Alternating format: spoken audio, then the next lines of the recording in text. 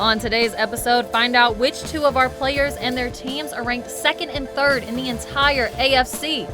Then in Pittsburgh, the Steelers need Terrell and the rest of the defense to step up now that they're on their third-string quarterback who, believe it or not, is a world champion. Find out what that title is in later on 434 in the NFL.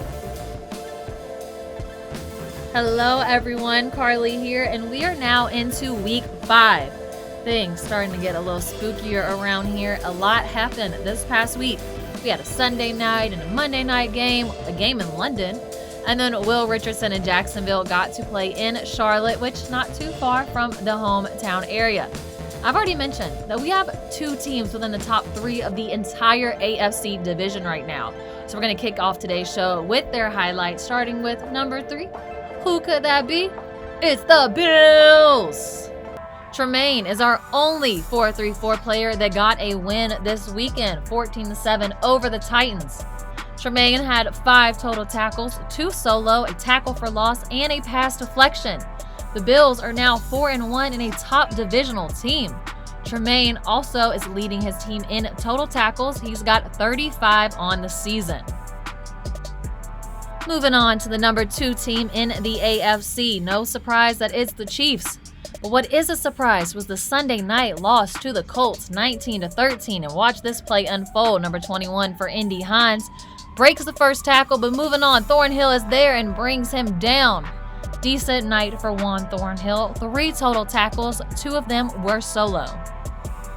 Now on to Will Richardson and Jacksonville. They lost in Charlotte, 34-27. But watch Will, number 76, creating space. Unfortunately, Jacksonville can't hold on to the ball. And here, Will gives Minshew time, who somehow is able to connect with his receiver down the field.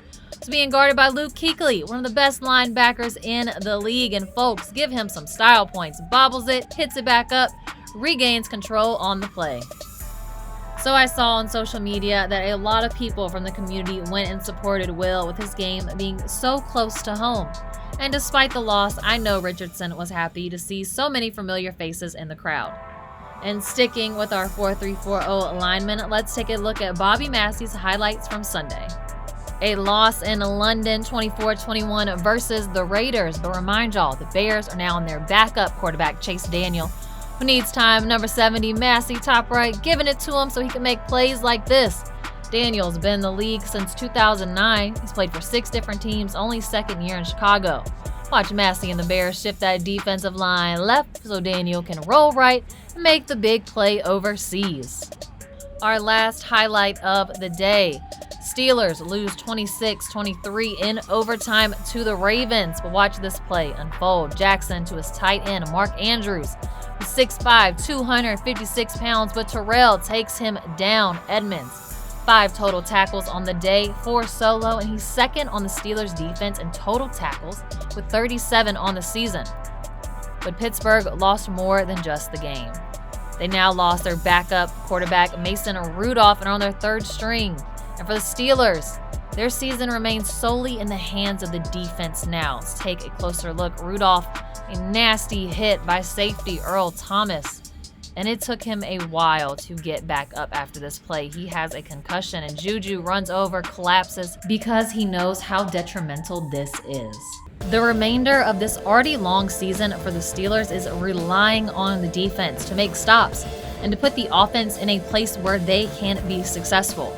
We don't know how long Rudolph will be out for with a concussion, so Steelers now are on their 3rd string quarterback, Delvin Duck Hodges. The nickname kind of gives a hint at exactly what he is a world champion in. No really way to describe it, so let's just take a look, shall we?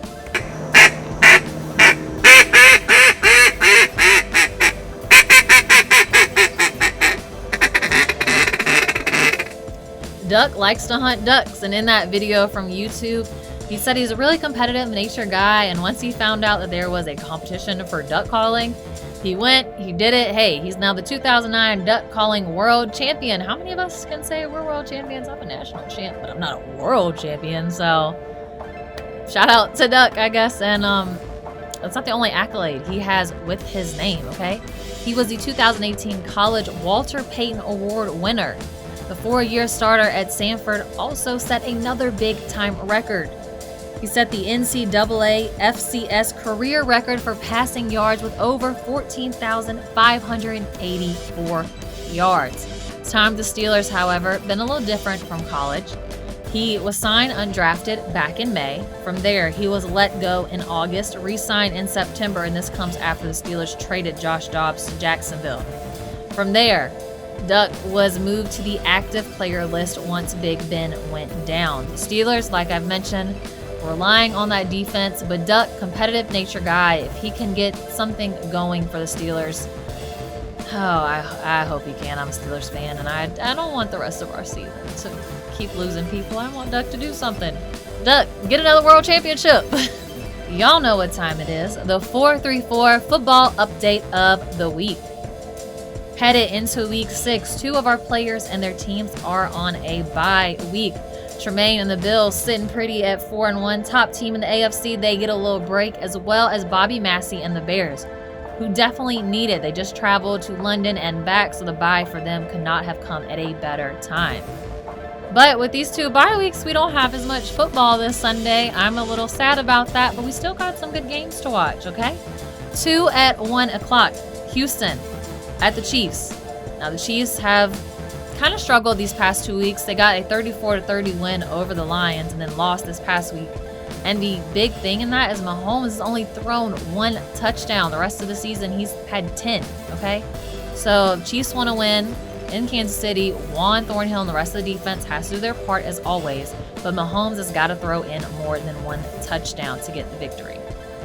And then a tough game in Jacksonville. Saints come to play the Jaguars. Even without Breeze, they've still been dominating with Bridgewater. And our last game at 8 o'clock, Steelers versus Chargers. 3rd primetime game for the Steelers, and they're on their 3rd string quarterback. You always love seeing games like this, big time for the Steelers, but this is not coming at the best time for them, you know? So defense, Terrell, like I've mentioned, got to stop the Chargers if you want to put Duck in a place where he can be successful. As always, I'm going to have all these highlights coming to you because week 6 will be coming soon.